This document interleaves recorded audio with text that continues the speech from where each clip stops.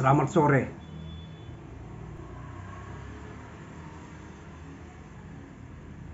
Terpujilah nama Tuhan. Glory. Haleluya.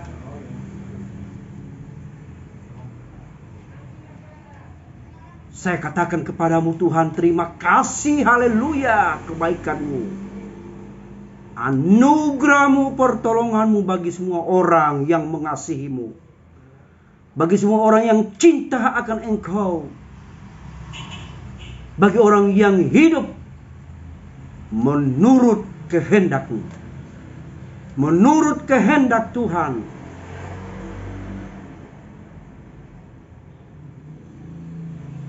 Tuhan menghendaki kita sebagai anak-anak Tuhan, sebagai hamba-hambanya. Mari kita mempersiapkan diri kita kepada Tuhan. Kita hidup jujur di hadapannya dan terbuka. Bukalah pintu hati saudara. Bukalah mata rohani saudara. Karena semuanya tidak ada yang tersembunyi di hadapan Tuhan. Baiklah,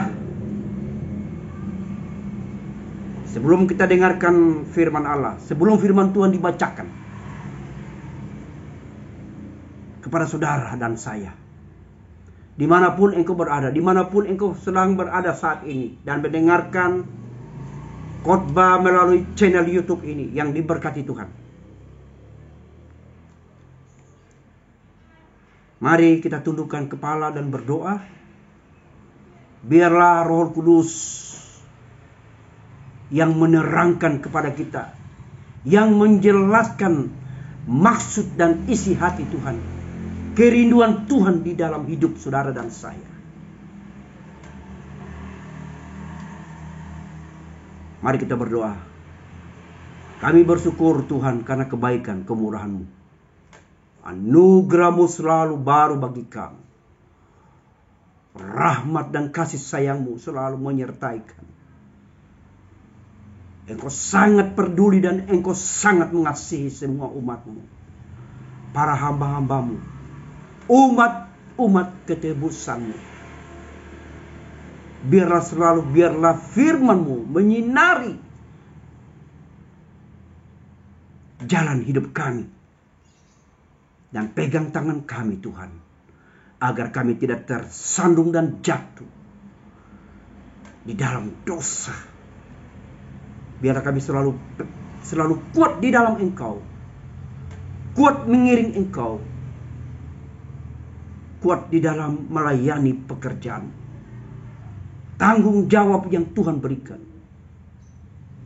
Kiranya dengan bantuan Roh Kudus, kami sanggup dan kami mampu dan kami cakap. Karena kehadiran Roh Kudus, karena penyertaan-Mu Tuhan di sepanjang hidup kami. Terima kasih Tuhan, kami dengarkan firman-Mu. Berbicaralah dan berkata. Hanya di dalam nama-Mu Yesus kami sudah berdoa. Haleluya. Amin. Hari ini firman Tuhan yang saya akan bawakan. Topik garis miring. Judul garis miring. Tema garis miring. Yang saya rangkai dalam satu bahasa. Hidup tidak menggunakan kesempatan dengan sia-sia. Tetapi waktu yang ada, hidup ini untuk menjadi berkat. Hidup untuk melayani Tuhan. Dan waktu yang ada, biarlah kita secara bijaksana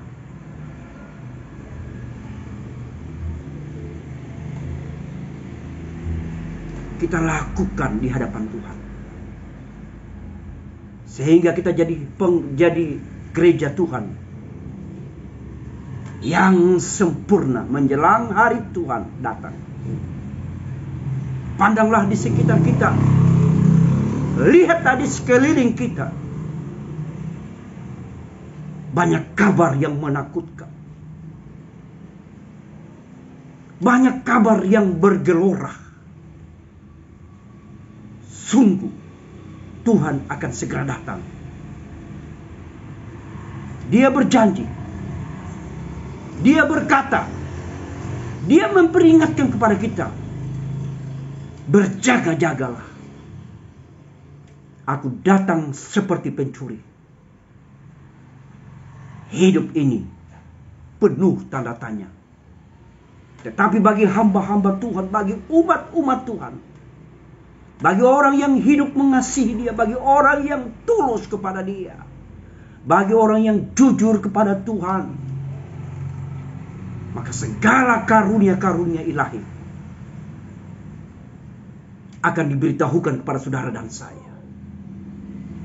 Biarkanlah roh Tuhan selalu memimpin kita, sehingga perjalanan rohani kita, sehingga mata rohani kita dipimpin oleh Tuhan sendiri. Baiklah, kita akan buka ayatnya yang saya kutip di dalam Injil Lukas, pasalnya yang ke-16, ayatnya yang ke-19 sampai ayatnya yang ke-31. Di sini sangat menarik. Ada kisah yang digambarkan oleh Tuhan sendiri tentang orang-orang tidak memperdulikan sesamanya, tentang orang-orang yang tidak takut, tentang orang-orang yang hidup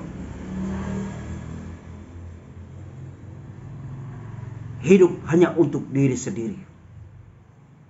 Alangkah malangnya seorang hamba Tuhan, seorang anak-anak Tuhan, kalau tidak memperdulikan Tuhan, tidak memperdulikan sesamanya, tidak memperdulikan pekerjaan Tuhan yang seharusnya. Dia harus mengabdikan diri, dia harus memberikan yang terbaik buat Tuhan, karena berkat, kejayaan, kehormatan hanyalah titipan Tuhan dan akan berakhir, mempunyai batas limit, terbatas. Apa yang kita miliki, apa yang kita genggam, apa yang kita raih terbatas, saudara-saudaraku. Baiklah, tidak berlama-lama, saya bacakan ayatnya dalam Injil Lukas pasal 16, ayatnya yang ke-19 sampai 31. Lembaga Alkitab memberikan judul Orang Kaya dan Lazarus yang Miskin. Ayat 19. Ada seorang kaya yang selalu berpakaian jubah ungu dan kain halus, dan setiap hari ia bersukaria dalam kemewahan.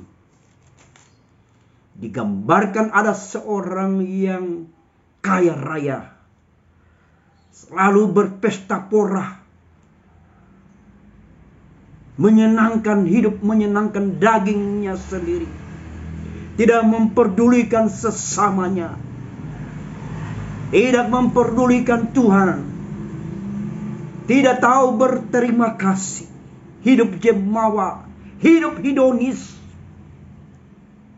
miris, menyedihkan kehidupan seorang yang kaya ini. Di ayatnya yang ke-20, dan ada seorang pengemis bernama Lazarus, badannya penuh dengan borok, berbaring dekat pintu rumah orang kaya itu. Dan di ayat yang ke-20 digambarkan ada seorang manusia yang bernama Lazarus. Dia seorang yang miskin papa hina dina. Dia tidak mempunyai sesuatu, saudara-saudaraku. Dan tubuhnya penuh dengan luka-luka, penuh dengan nanah-nanah yang busuk. Maka anjing-anjing datang menjilat tubuh dari Lazarus yang miskin ini. Sungguh miris rasanya, menyedihkan rasanya, menyaksikan kasus yang kita sedang pelajari dan kita bacakan pada sore yang indah ini. Dia berada di depan pintu orang kaya itu. Di sana dia duduk menanti belas kasihan orang kaya itu. Dan ini banyak terjadi hamba-hamba Tuhan. Orang-orang yang sudah diberkati oleh Tuhan. Cuek.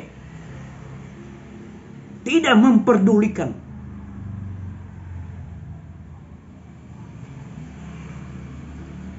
Merasa dirinya terhebat.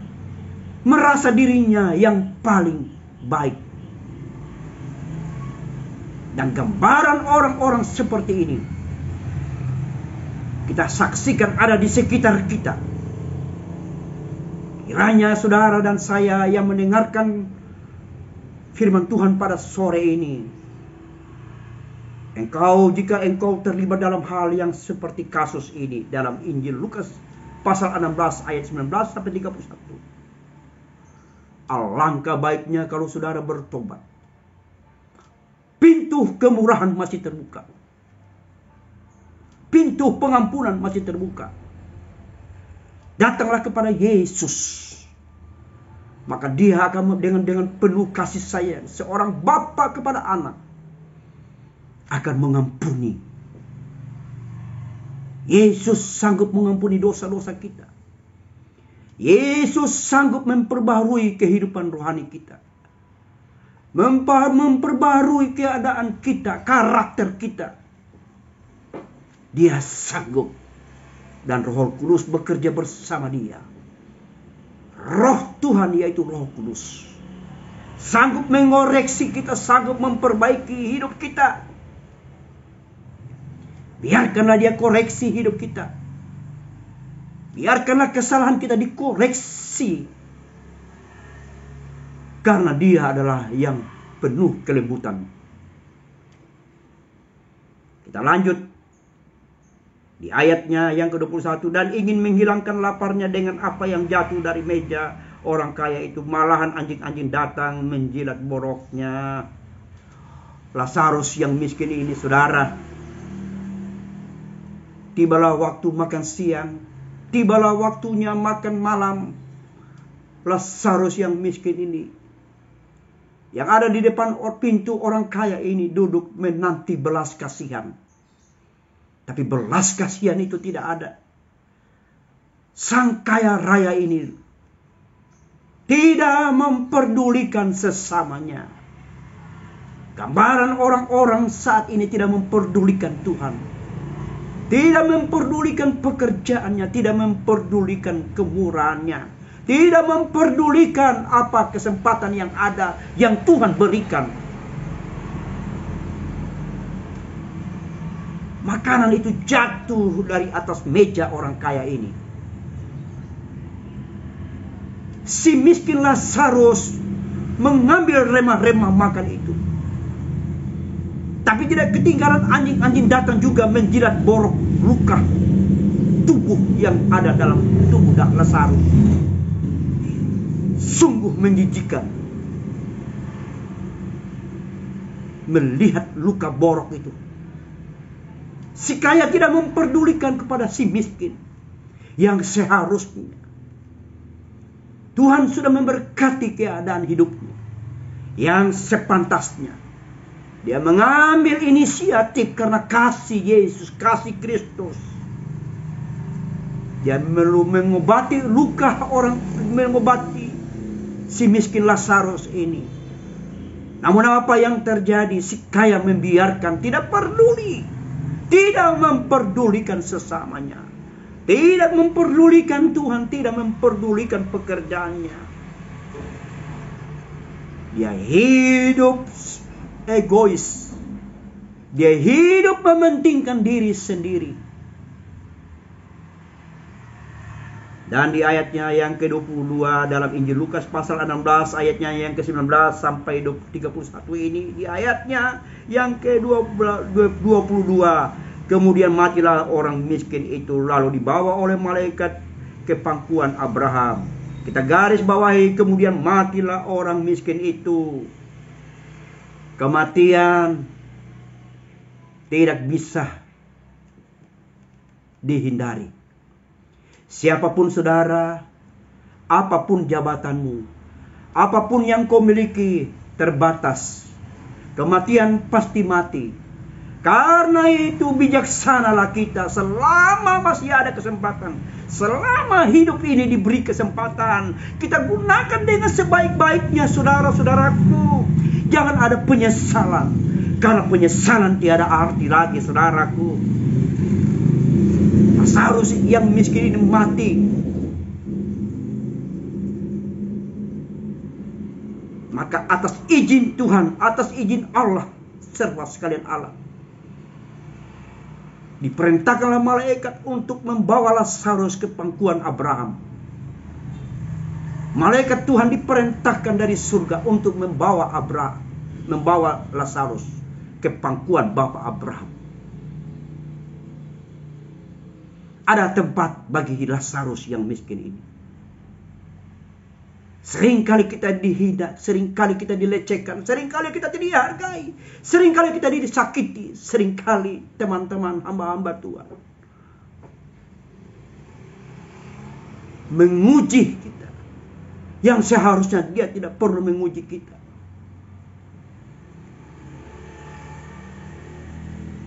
Merasa dirinya seorang penguji. Seumur-umur hidupku saya tidak berani menguji hamba-hamba, rekan-rekan hamba Tuhan. Karena saya tidak mempunyai kapasitas untuk menguji. Hanya Tuhan yang sanggup menguji. Hanya Tuhan sanggup yang melihat kedalaman hati manusia. Tidak ada yang tersembunyi, haleluya. Tidak ada yang tersembunyi. Semuanya transparan di hadapan Tuhan. Di ayatnya yang ke-23 dalam Injil Lukas pasal 16 ayatnya yang ke-19 sampai 31, di ayatnya yang ke-23 orang kaya itu juga mati lalu dikubur, dan sementara ia menderita sengsara di alam maut, ia memandang ke atas dan dari jauh dilihatnya Abraham dan Lazarus duduk di pangkuannya. Orang kaya juga mati, saudara. Berarti kematian tidak bisa ditunda. Berarti manusia pasti mati. Adakah saudara dan saya pada saat ini? Kesempatan yang Tuhan berikan bagi saudara. Waktu yang Tuhan berikan bagi saudara. Apakah engkau menghargai? Apakah kita menyadari bahwa hanya karena kemurahan Tuhan kita diberi kesehatan, kita diberi bernapas, dan dipanjangkannya lah kasih karunia Tuhan itu. Umur kita diperpanjang. Diberikanlah kita makanan setiap hari. Dilindungilah kita dari segala mara bahaya.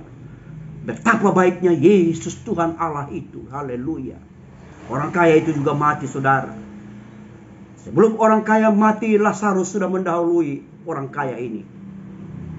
Tapi Lazarus dibawa melalui malaikat Tuhan. Diperintahkan malaikat Tuhan untuk membawa Lazarus ke pangkuan Bapa Abraham. Tetapi si kaya ini, orang kaya ini, saudara, mati juga, saudara. Rohnya dibawa di alam maut. Dan ketika dia melihat ke atas, dilihatnya lah sang Lazarus itu di pangkuan Bapa Abraham. Penyesalan sudah terjadi. Dan dia berkata, dulu Lazarus yang ada di depan rumahku.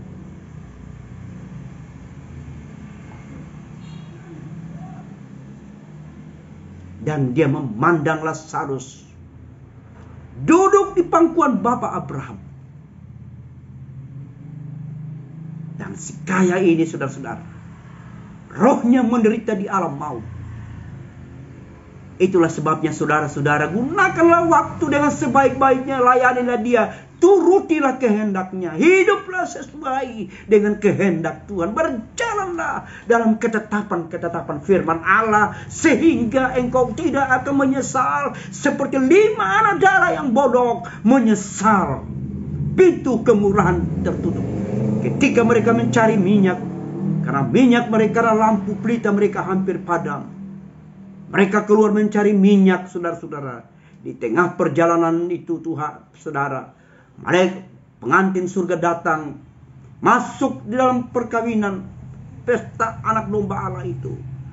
Dan pintu ditutup, pintu kemurahan ditutup.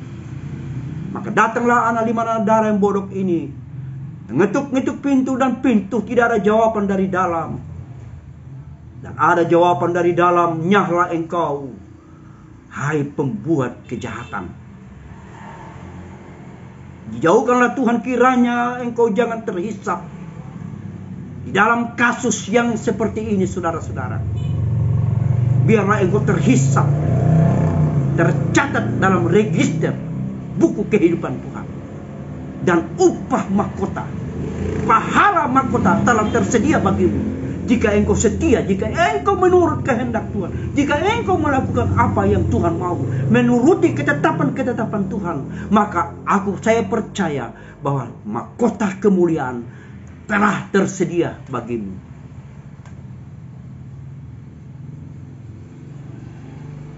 Orang kaya juga mati, saudara. Di ayatnya yang ke-24, saudara. Lalu ia berseru, katanya, Bapak Abraham, kasihanilah aku.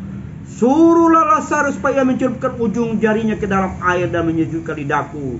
Sebab aku sangat kesakitan dalam nyala api ini. Kita garis bawahi. Lalu ia berseru, katanya Bapak Abraham, kasihanilah aku.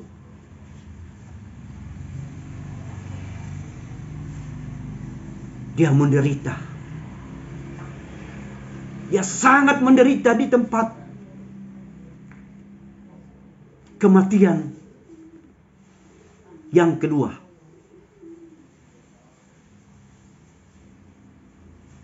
Dia mengibah kepada Bapak Abraham. Dia memohon sesuatu kepada Bapak Abraham. Suruhlah Lazarus datang mencelupkan air dalam lidahku setetes saja.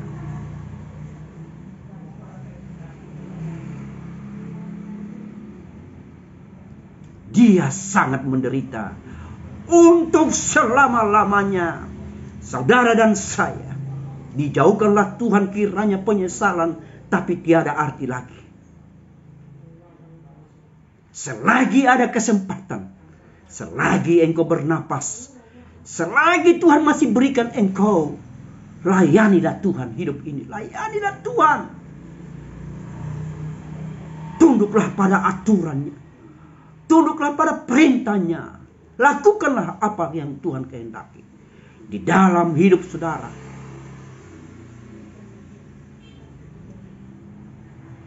Dia memohon sesuatu kepada Lazarus yang ada dekat dengan Abraham, pangkuan Abraham, Bapak Abraham. Dia mengajukan satu permohonan belas kasihan. Tapi sudah terlambat. Sudah tiada artinya lagi. Sia-sia, saudara.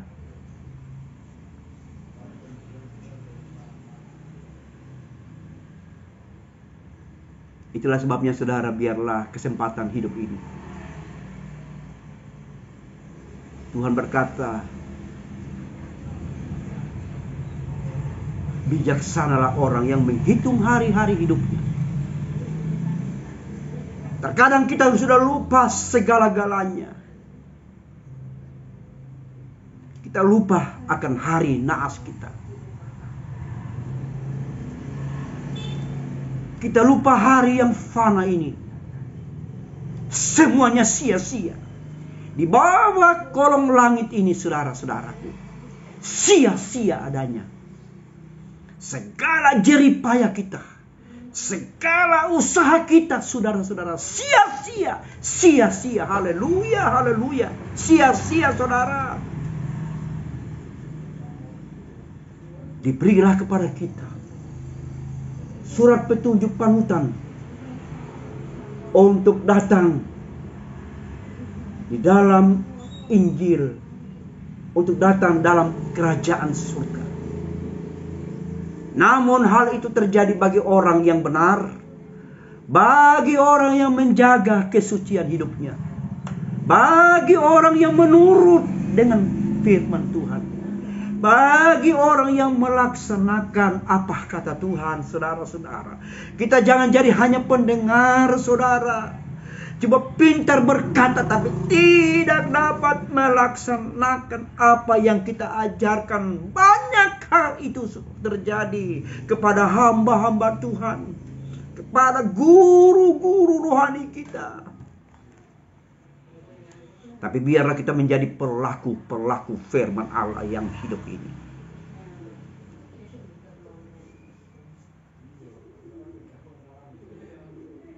Di ayatnya yang ke-25, tetapi Abraham berkata, anak, ingatlah bahwa engkau telah menerima segala yang baik sewaktu hidupmu, sedangkan Lazarus segala yang buruk.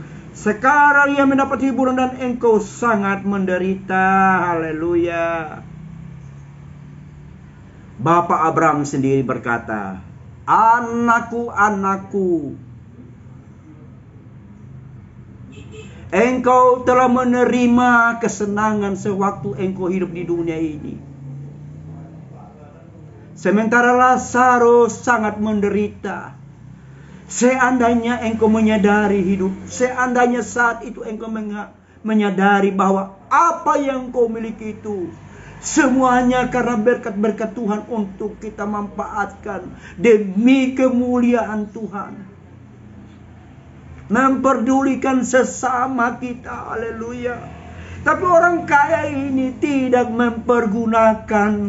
Dia menyia-nyiakan. Haleluya, haleluya.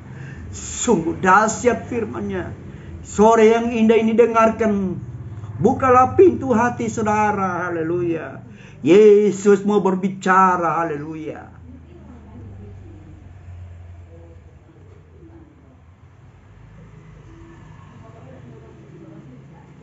Lazarus sekarang mendapat penghiburan.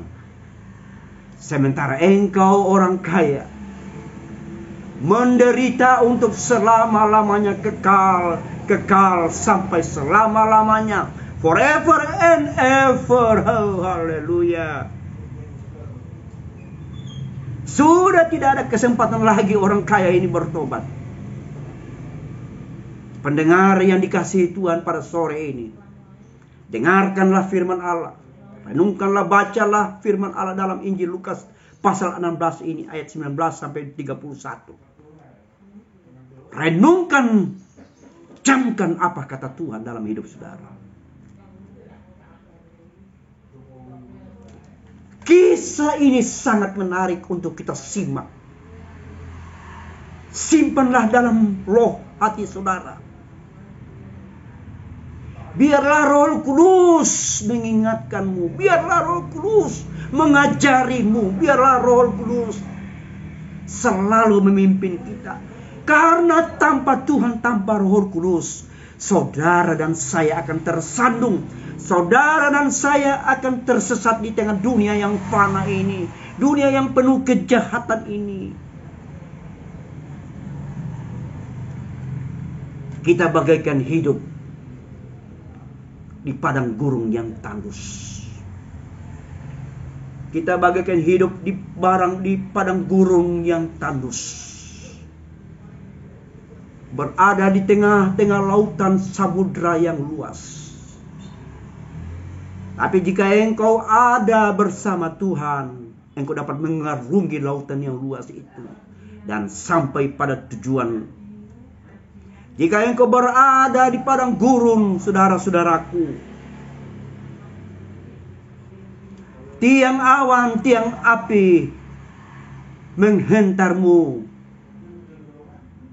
Tapi jika kita tidak benar, tidak hidup dengan Tuhan, jika kita tidak melaksanakan apa kata Tuhan, Jika kita orang tidak peduli dengan sesama kita, jika kita tidak menghargai kesempatan hidup ini, maka akan ada penyesalan. Seperti yang dialami orang kaya ini, saudara-saudaraku dalam Tuhan Yesus.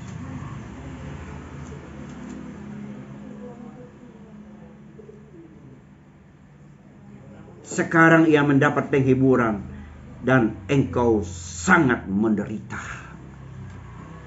Ada sukacita yang dialami, yang diterima oleh Lazarus yang miskin.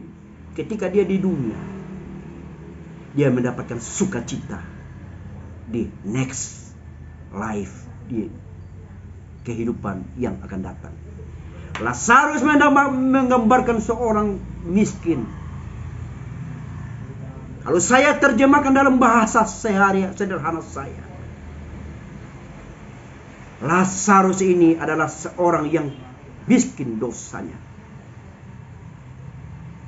Secara rohani saya gambarkan, Lazarus ini digambarkan seorang hamba Tuhan, seorang anak-anak Tuhan, seorang umat ketebusan Tuhan yang mengurangi segala dosanya dan berusaha sedemikian rupa memperbaiki diri di hadapan Tuhan, sehingga dia digambarkan miskin. Lazarus yang miskin.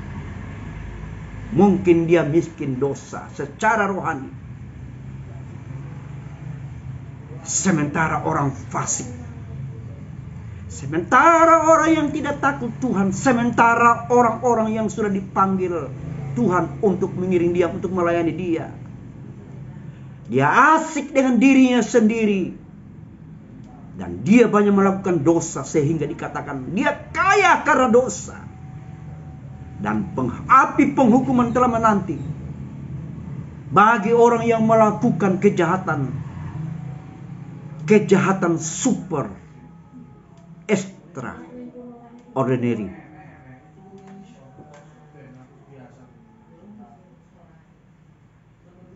Di ayatnya yang ke-26, selain daripada itu, di antara kami dan engkau terbentang jurang yang tak terseberangi, supaya mereka yang mau pergi dari sini kepadamu ataupun mereka yang datang dari situ kepada kami tidak dapat menyeberang. Ada pemisahan. Ada jarak yang memisahkan antara orang jahat dengan orang benar. Ada jarak pemisahan antara Lazarus dan Abraham, Bapak Abraham, dengan orang kaya ini. Orang yang benar dan orang yang berdosa ada jarak yang sangat jauh terbentang. Tidak bisa diseberangi, saudara-saudara. Tidak dapat diseberangi dengan cara apapun. Ada pemisah. Ada jarak yang memisahkan. Kiranya kasih Tuhan, kasih Kristus selalu membuat kita erat dalam hubungan kita dengan Tuhan. Iblis akan datang membawa pemisahan. Iblis akan bercoba menjauhkan kita daripada hadirat Tuhan. Tapi jika engkau dengan Tuhan melekat hidupmu dengan Tuhan, maka hubungan manismu akan terjalin dengan baik. Akan terjalin dengan baik, dengan erat. Sebab itu melekatlah kepada pokok anggur yang benar, yaitu Yesus Kristus.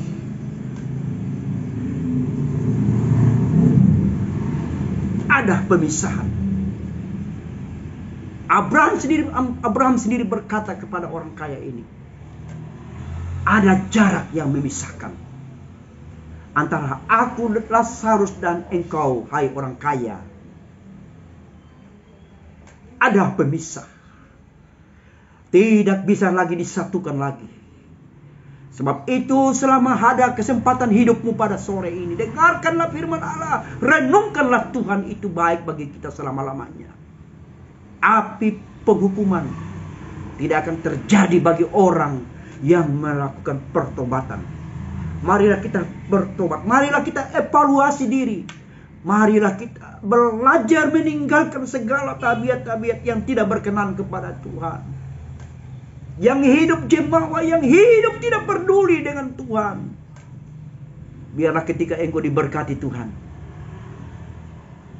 baiklah berkat-Mu itu engkau salurkan buat kemuliaan Tuhan, buat pekerjaannya di tengah bumi dunia ini, sehingga banyak jiwa dimenangkan untuk Tuhan. Jangan engkau simpan hartamu bertumpuk-tumpuk di bank, saudara. Karena harta yang kau miliki itu hanyalah titipan, hanyalah sementara, saudara-saudara. Engkau mati, engkau tidak bawa sehelai kekayaan itu yang engkau dapatkan, engkau tidak akan bawa.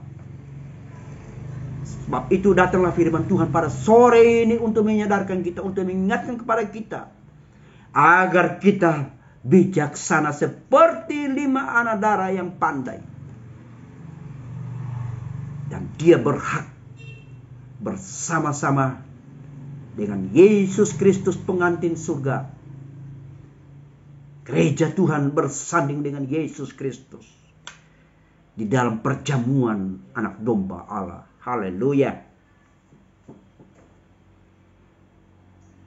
Di ayatnya yang ke-27 kata orang itu, kalau demikian aku minta kepadamu Bapa supaya engkau menyuruh dia ke rumah ayahku. Ada permohonan. Orang kaya ini mengajukan permohonan kepada Bapak Abraham.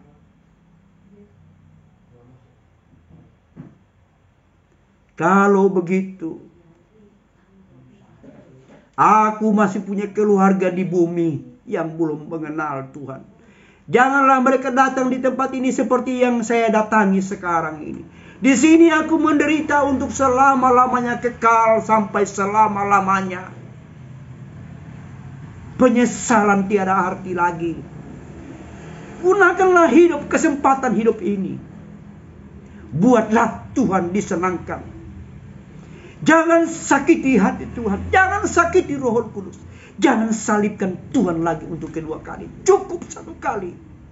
Cukup satu kali. Karya Allah, penebusan Allah di Bukit Jontuta. Untuk saudara dan saya diselamatkan dari api penghukuman. Biarlah belas kasihan Tuhan, kasih setianya, anugerah dan rahmatnya selalu diberikan bagi kita sampai akhir hidup ini. Selama haya di kandung badan, aku akan tetap setia. Katakanlah kepada diri saudara, selama aku bernapas, selama aku diberi kesempatan hidup ini, aku akan melayani Dia. Aku akan peduli dengan pekerjaan Tuhan. Aku akan peduli dengan sesamaku. Aku akan berusaha hidup benar sesuai dengan keinginan Tuhan yang tertulis dalam buku ini, saudara-saudara. Sehingga namamu akan tercatat dalam buku register Tuhan. Yaitu engkau akan dapatkan mahkota kemuliaan di kerajaannya untuk selama-lamanya. Haleluya. Ayatnya yang ke-28, sebab masih ada 5 orang saudaraku supaya memperingati mereka dengan sungguh-sungguh agar mereka jangan masuk kelak ke dalam tempat penderitaan ini. Mereka, orang kaya ini mempunyai saudara 5, berarti mereka ada 6 orang. Dia sudah mendahului saudara-saudaranya yang ada di dunia, 5 orang itu, saudara-saudara. Dia mengadakan penawaran kepada Bapak Abraham. Tapi Bapak Abraham berkata, tidak bisa lagi engkau memohon sesuatu. Karena ketika engkau di dunia, engkau diberi kesempatan hidup, engkau tidak mau bersaksi kepada saudaramu dan engkau sendiri tidak selamat. Seringkali kita hanya sibuk melayani Tuhan di mana-mana, tapi tidak peduli dengan keluarga kita sendiri. Sehingga banyak terjadi hamba-hamba Tuhan, keluarga yang berantakan, keluarga yang broken home. Biarlah kita peduli orang dekat di sekitar kita. Setelah mereka beres, baru kita keluar. Itulah pelayanan yang sebenarnya. Ada satu cerita seperti seorang calo yang bekerja setiap hari di terminal-terminal. Ada penumpang datang untuk berangkat ke suatu daerah, ke satu tempat. Dia berteriak, mari. Jakarta. Maka sang penumpang ini dibawalah dia ke tempat bis yang akan berangkat ke Jakarta. Sementara penumpang ini naik dan berangkat ke Jakarta, sementara calo ini tertinggal di terminal. Itulah analogi. Itulah analogi yang sederhana. Karena itu saudara-saudara, pedulikanlah dirimu sendiri dulu, baru engkau keluar. Sehingga tidak terjadi arti broken. Broken family, broken home, and semuanya. Firman Tuhan datang tidak mengajarkan kita egois, tapi mengajarkan kita cara-cara melayani Tuhan. Dimulai dari diri kita sendiri, dari keluarga kita, dari kalangan kita sendiri. Ketika sudah beres, barulah kita keluar. Jangan engkau balik, saudara. Jangan terbalik. Di luar engkau peduli, sementara di lingkungan saudara berantakan dan menyakiti hati Tuhan.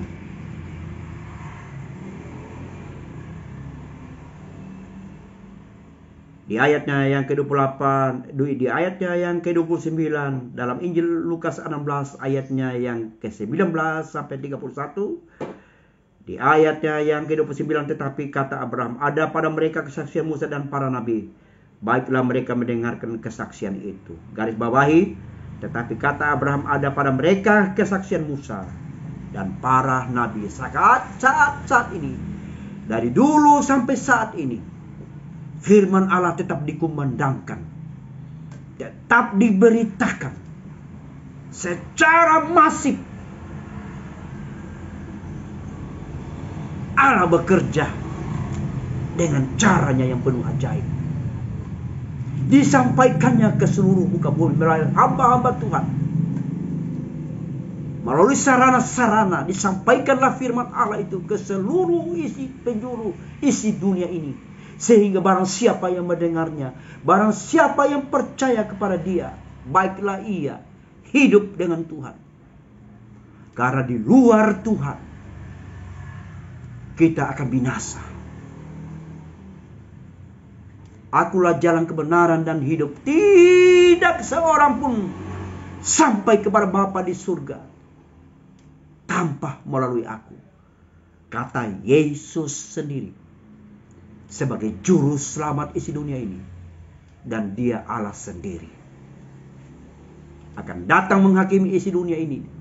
Akan kembali untuk kedua kali, untuk menghakimi dunia yang penuh kekotoran kenajisan ini.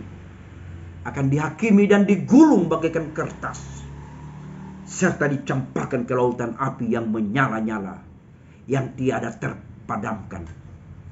Tapi bagi orang yang benar, bagi orang yang hidup benar dengan dia, bagi orang yang melekat dengan Bapa di surga, bagi orang yang melekat kepada pokok anggur yang benar, Gembala yang baik yaitu Yesus Kristus, hanya mereka lah yang berhak masuk dalam kerajaannya serta memimpin dan berglori setiap saat untuk selama-lamanya. Kita semua merindukan ke sana. Kita semua mendambakan ke sana, saudaraku.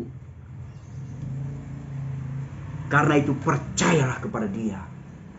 Yakinlah dengan 1000%, dengan totalitas. Yakinkanlah dirimu kepada firman-Nya yang hidup ini secara total. Di ayatnya yang ke-30, jawab orang itu, tidak Bapak Abraham, tetapi jika ada seorang yang datang dari antara orang mati kepada mereka akan bertobat. Tidak ada lagi. Tidak ada dialog yang direstui, dituruti oleh Bapak Abraham. Tidak ada dialog lagi jika engkau sudah masuk dalam penghukuman, dalam kematian yang kedua. Karena itu selagi engkau masih dengarkan firman Tuhan, selagi engkau masih hidup, selagi engkau masih bernapas, selagi masih diberi kesempatan untuk hidup, dengarkanlah firman Allah yang disampaikan secara kontinu oleh hamba-hamba Tuhan, yang diberitakan secara cuma-cuma. Dengarkan dan hargai. Hargailah kasih Kristus, kasih Yesus yang mengalir seperti air sungai yang mengalir dari tempat yang tinggi ke tempat yang rendah. Begitulah kasih Kristus. Dialah air kehidupan, gembala yang baik, raja segala raja, pokok anggur yang benar. Dan kamulah carang-carangnya. Engkau dan saya menjadi pokok anggur, menjadi carang-carangnya pokok anggur itu. Dan Yesus sendiri sebagai pokoknya. Biarlah kita melekat dalam Yesus. Di sanalah sentosa dan damai sejahtera. Diberikannya kepada orang yang mengasihi Dia. Diberikannya kepada orang yang cinta akan Dia. Diberikannya kepada orang yang mengasihi Dia. Selagi dia masih ada di dunia yang fana ini, selama diberi kesempatan. Sebab itu saudara-saudara, biarlah berkat yang engkau miliki, gunakanlah untuk kemuliaan Tuhan. Karena itu hanyalah titipan sementara daripada Tuhan. Dan ketika engkau mati, 1 sen pun engkau tidak ke bawah.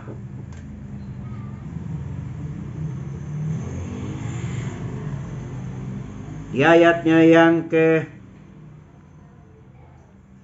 31, kata Abraham kepadanya, jika mereka tidak mendengarkan kesaksian Musa dan para nabi, mereka tidak juga akan diyakini sekalipun oleh seorang yang bangkit dari antara orang mati.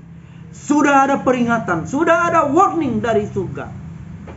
Sudah diperingatkan oleh firman Tuhan.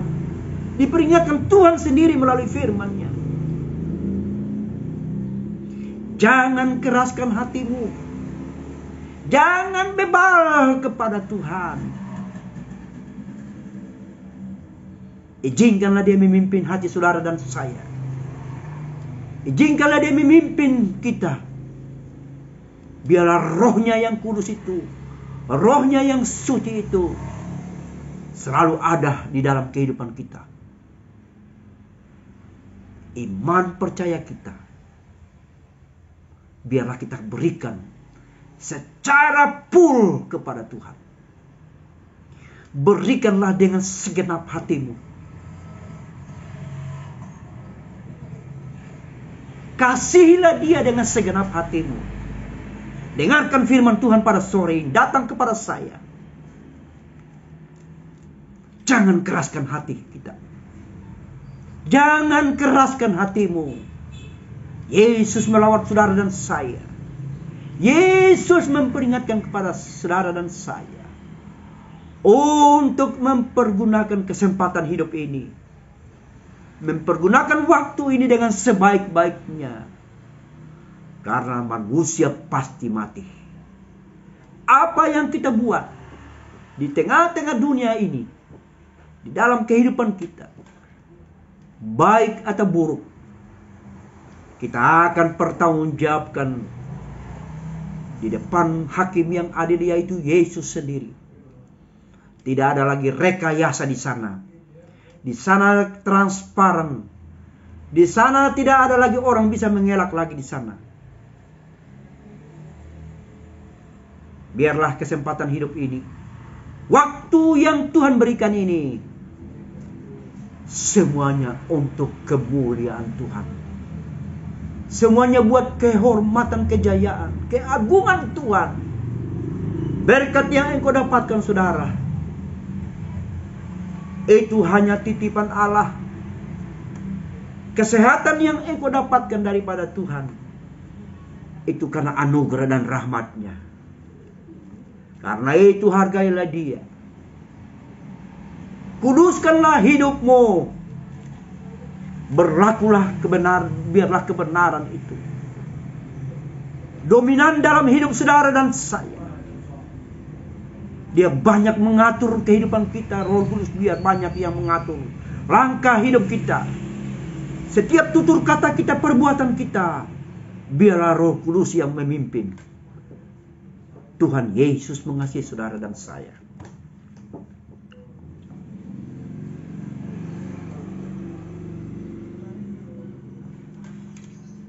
Di part yang kedua,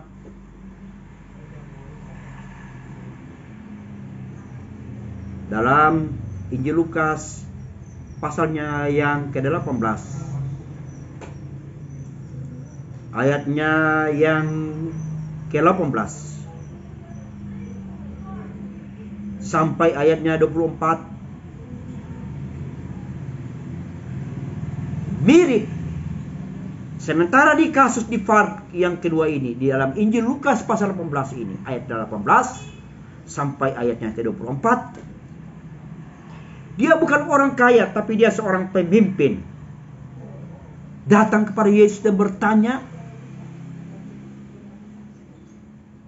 "Guru yang baik, apakah yang harus aku perbuat untuk memperoleh hidup yang kekal?" Dalam Injil Lukas pasal 18 ayat 18 sampai 24, orang kaya sukar masuk kerajaan Allah.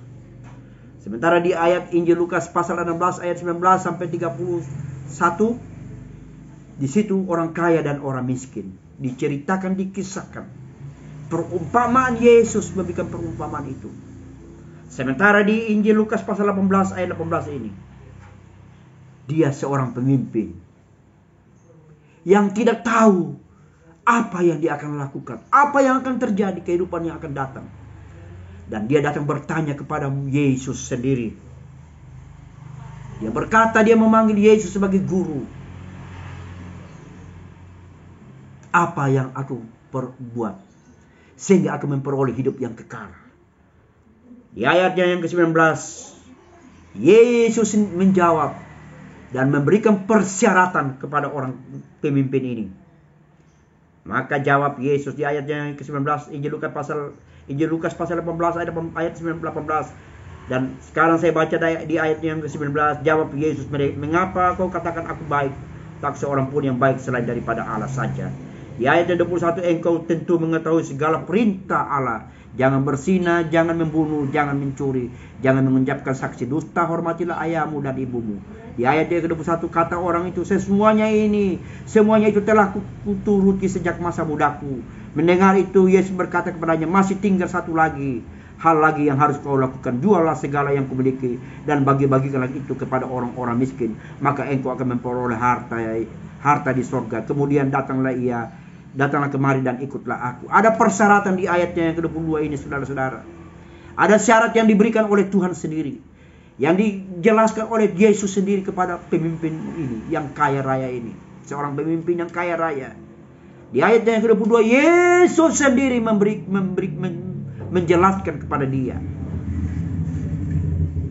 Masih ada satu hal yang perlu engkau harus turuti.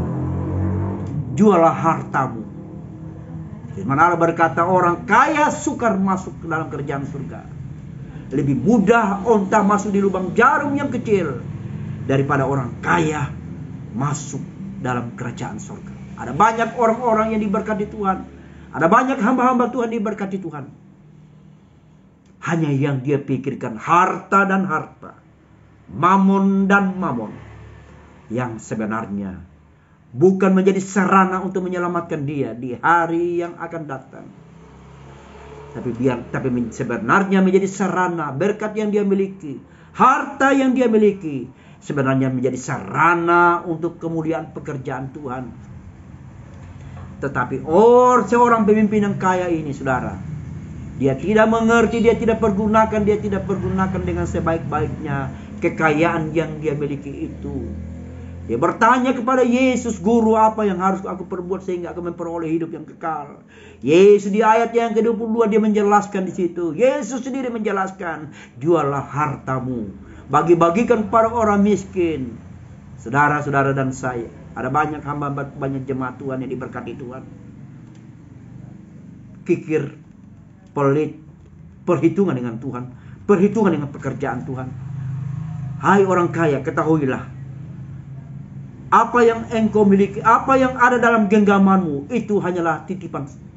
Itu hanyalah sementara jua, saudara-saudara. Saya teringat dengan hidupku sebagai hamba Tuhan, melayani hanya 5 jemaat sidang perintisan. Secara manusia saya berkekurangan. Secara matematika rohani saya Secara matematika ekonomi saya berkekurangan.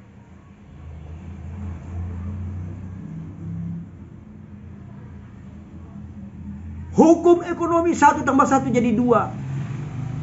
Tapi saya meyakini hukum Tuhan, hukum iman.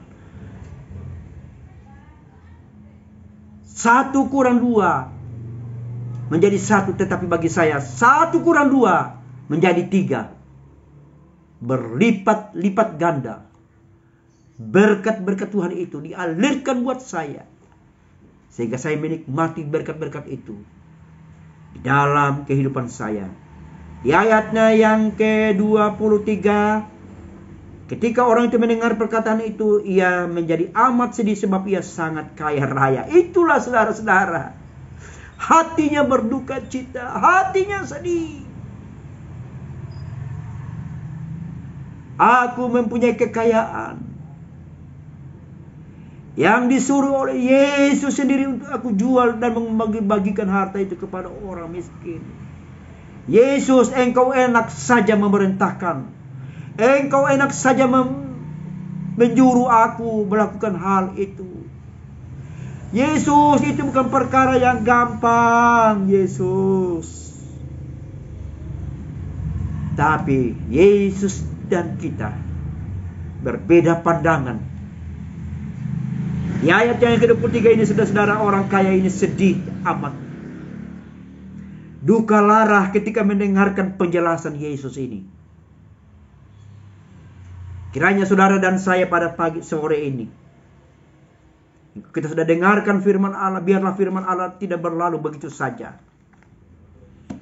Tapi biarlah firman Allah tertanam menjadi suluh bagi jalan kita. Berlitah jalan kita di tengah-tengah dunia yang fana, yang gelap ini. Sehingga saudara dan saya tidak tersandung. Sehingga saudara dan saya masuk dalam kebinasaan untuk selama-lamanya.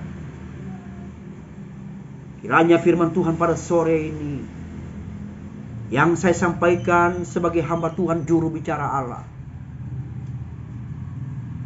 biarlah menjadi peringatan buat kita semua untuk kita kaji, untuk kita pelajari, untuk kita renungkan, dan mintalah petunjuk Roh Kudus untuk memberikan saudara dan saya pengertian ilahi. Pengertian ilahi sehingga hati kita tidak gundah gulana, tidak bersedih hati, tidak merintih, tidak berduka. Karena apa yang kita miliki itu hanyalah sementara, titipan Tuhan. Kiranya Tuhan memberkati saudara dan saya. Bagi pendengar, bagi yang mendengarkan channel YouTube saya ini, silakan saudara dengar. Dan silakan saudara kritik.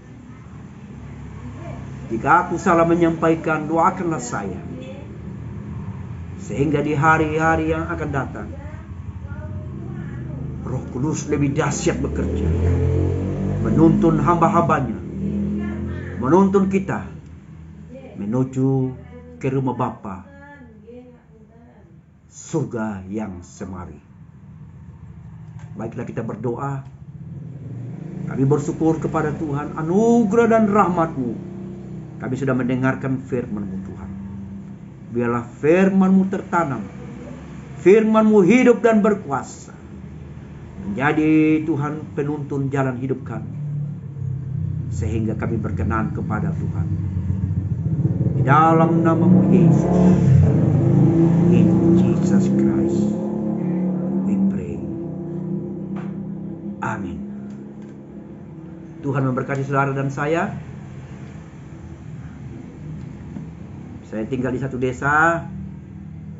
Jika ada yang ingin berkenalan dengan saya, silakan hubungi saya di WA 082